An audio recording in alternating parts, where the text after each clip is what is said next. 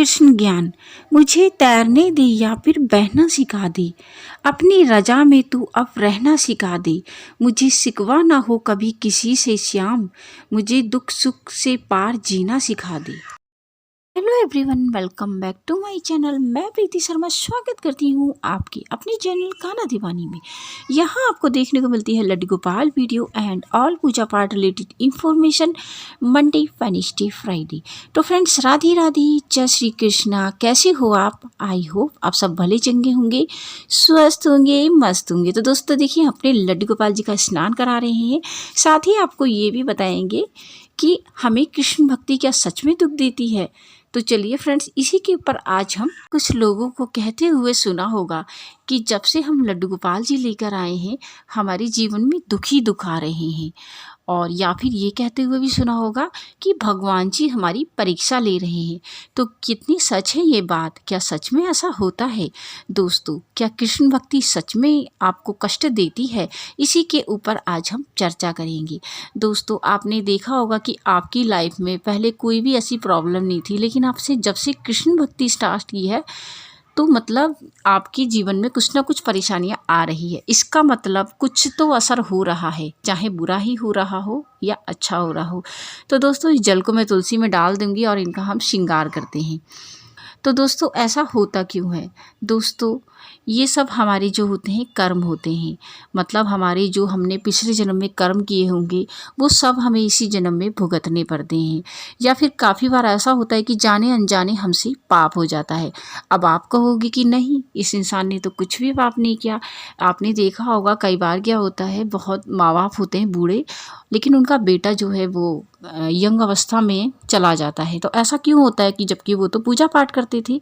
दोस्तों, आपने सिर्फ उसका एक ही पार्ट देखा है। हो सकता है उनसे किसी जाने अनजाने में कुछ ऐसा पाप हो गया हो कि वो आप देख ही ना पाए हो। मतलब कि आपने मूवी का सिर्फ एंड ही देखा हो, यानी कि आपने कोई मूवी देखने के लिए गए हैं और आपने देखा होगा कि जो विलन होता है वो शुरू में बहुत गंदे काम करता है, लेकिन एंड में वो पिट रहा होता है। लेकिन आप क्या देखोगे एंड में? अरे, ये तो बेचारा कितना पिट रहा है। लेकिन आपने पूरा पार्ट्स नहीं देखा कि उसने कितने बुरे काम किए थे। ऐसा ही उस इंसान के साथ भी ऐसा ही है। हो सकता है उस इंसान ने किसी जानवर के बच्चे मार दिए हों। क्या होता है, हमारे यहाँ पे कबूतर होता है, हम उसके बच्चे या उसके अंडे को फेंक देते हैं, उनके बच्चे को उठा के, जिससे कि वो मर जाते हैं।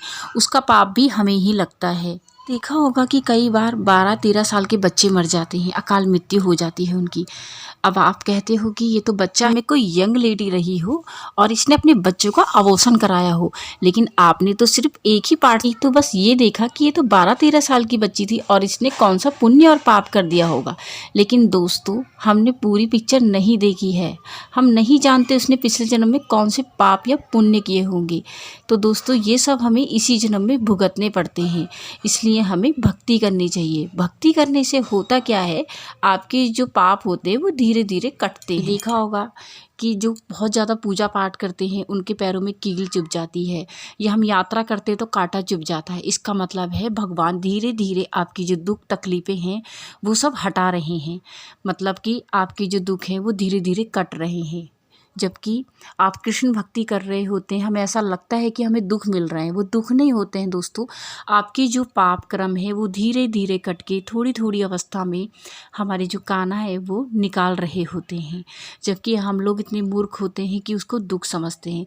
जब भी हमें कोई दुख मिलता है या छोटी छोटी परेशानियां हमें आती हैं, तो हमें अपने कान्हा का धन्यवाद करना चाहिए कि कान्हा, आपने तो हमें सस्ते में निपटा दिया। पता नहीं हमें कौन से पाप भुगतने पड़ते। आपने देखा होगा कि जब भी आप कान्हा जी की भक्ति करते हैं, काफ़ी लोगों से सुना होगा कि हमें बहुत बुरे बुरे सपने आ रहे हैं, मुझे दूसरी शादी हो गई है, या मेरा बच्चा मर गया है, या फिर मैं जंगल में फंस गई हूँ, अंधेरा अंधेरा है, मुझे यमराज जी दिखाई दिए हैं। ऐसा इसलिए होता है दोस्तों कि ये सब आपके साथ होने वाला था, लेकिन आपकी कान्हा जी ने आपको सस्ते में निपटा दिया। आपकी कान्हा जी ने आपको सिर्फ सपने में ही वो कष्ट दिया, रियल में होने ही नहीं दिया। ऐसे हैं मेरे कान्हा। दोस्तों, ये तब होता है जब कोई भक्त बहुत ही ज़्यादा भक्ति में लीन हो जाता है, तो भगवान जी उसके जो कष्ट हैं वो सपने में ही उसको कष्ट दे के उसके सारे कष्ट दूर कर देते हैं। तो इसलिए हमें अपनी भक्ति को ज़्यादा से ज़्यादा बढ़ाना चाहिए, हमेशा कृष्ण भक्ति में लीन रहना चाहिए। करते हुए हमें ये नहीं सोचना चाहिए कि लाभ हो रहा है या फ़ायदा हो रहा है, दुख मिल रहा है या सुख मिल रहा है। बस निस्वार्थ भाव से कान्हा जी से प्रेम करो, फिर देखो मेरे कान्हा आपको कोई दुख नहीं होने देंगे। ये थे कि अगर हमें कृष्ण भक्ति में दुख मिलता है तो वो हमारे पाप कट रहे होते हैं।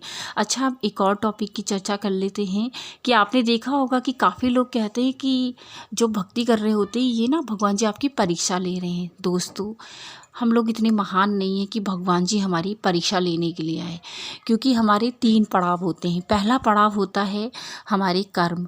हम अपने कर्मों में ही इतने व्यस्त रहते हैं, मतलब हमारे कर्म ही हमें आगे नहीं बढ़ने देते कि हमने पिछले जन्म में या इस जन्म में इतने पाप कर्म करे होते हैं जाने अनजाने में कि हम उससे आगे ही नहीं बढ़ पाते हैं। उसी दुखों में उलझे रहते हैं हम, और उसी दुखों की उलझन में हम सोचते हैं भक्ति करें या नहीं करें, कुछ फ़ायदा तो हो रहा नहीं है।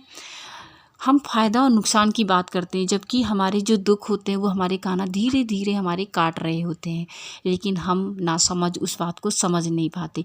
मान लीजिए आपने कर्म का पड़ाव भी पार कर लिया, तब माया परीक्षा लेती है। भगवान की जो माया होती है फिर हमें बहुत ज़्यादा सक्सेसफुल कराती है, ग्लैमरस लाइफ देती है, बहुत नाम यश फैलाती है, जिससे क्या होता है भक्त उस चकाचौंध में चंदिया जाता है और अपनी भक्ति छोड़ देता है, और फिर उसको लगता है कि अरे मेरे पास तो इतना पैसा है, इतना वैभव है, मुझे भक्ति की क्या आवश्यकता है। दोस्तों, ये माया होती है जो हमें इस सबसे, मान लो आप माया से भी बच गए, आपके पास सक्सेस आई, बहुत ग्लैमर्स आया, नाम आया, तब भी आपने भक्ति नहीं छोड़ी, तब भगवान जी परीक्षा देते हैं, कहते हैं अरे वाह, कर्म को भी पार कर लिया, माया को भी पार कर लिया, अब मैं आता हूँ। तब भगवान की, वो तो बहुत दूर की बात है दोस्तों, हम जैसे छोटे लोग इस भक्ति में कहाँ पहुँच पाते, क्योंकि आजकल तो वैसे ही कलयुग है और बहुत जल्दी लोग भटक जाते हैं। ज़रा सा सुख क्या मिलता है, लोग जल्दी भटक जाते हैं। तो हमें कृष्ण भक्ति करते हुए हमें कोई भी दुख आए या हमें एकदम से नाम यश मिल जाता है तो हमें भक्ति से बिल्कुल नहीं भटकना चाहिए, हमें भक्ति निरंतर कर देनी चाहिए। हमें इस चीज़ का वेट करना चाहिए कि हमारे कान्हा आए और हमारी परीक्षा लें।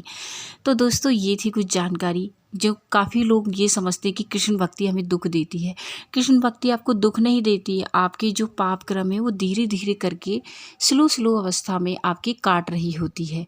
एक गड्ढे वाली जगह है, उसमें आपको साइकिल से जाना है, तो आप कैसे जाएंगे, आप गिर भी सकते हैं, लेकिन कृष्ण भक्ति एक मर्सिडीज़ का काम करती है, यानी कि आप गाड़ी में बैठे हुए हैं, धक्के तो लगेंगे बट आपको कोई तकलीफ नहीं होगी। तो इस तरह से ही कृष्ण भक्ति है, उसमें आपको दुख तो आएंगे, आप बड़ी सहजता से उससे निकल जाएंगी। तो दोस्तों, ये थी कुछ जानकारी जो मैंने आपको दी है, और हम अपने कान्हा जी को भोग भी लगा चुके हैं।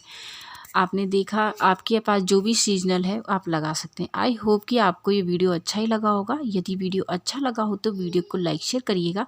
चैनल पे न्यू है तो चैनल को सब्सक्राइब करना बिल्कुल ना भूलें। राधे।